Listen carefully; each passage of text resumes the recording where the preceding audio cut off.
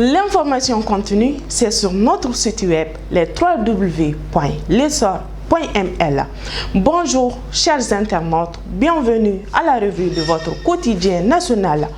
La une de ce matin nous évoque les tensions au sommet de l'État qui ont atteint un tournant majeur.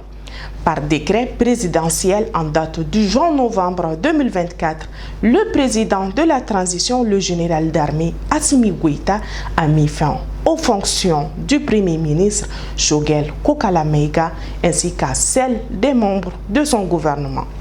Retrouvez l'intégralité de cet article à la une du journal.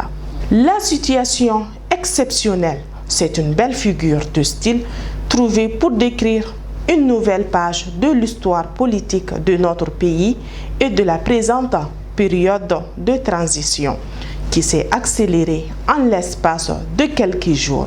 Alassane Souleymane analyse la longue histoire des crises traversées par les gouvernements maliens.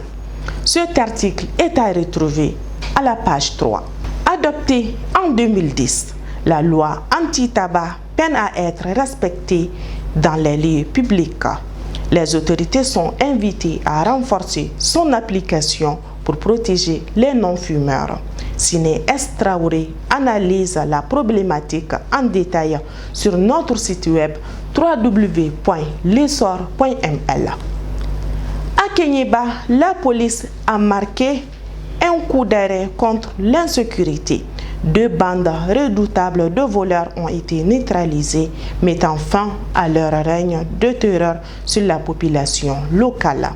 La suite de ce fait divers est à lire à la page 15. Coup dur pour la chanteuse malienne Rokia Traoré. La justice italienne a validé son extradition vers la Belgique, où elle devra faire face à des accusations judiciaires. Une affaire qui suscite beaucoup d'émotions dans le milieu culturel et au-delà.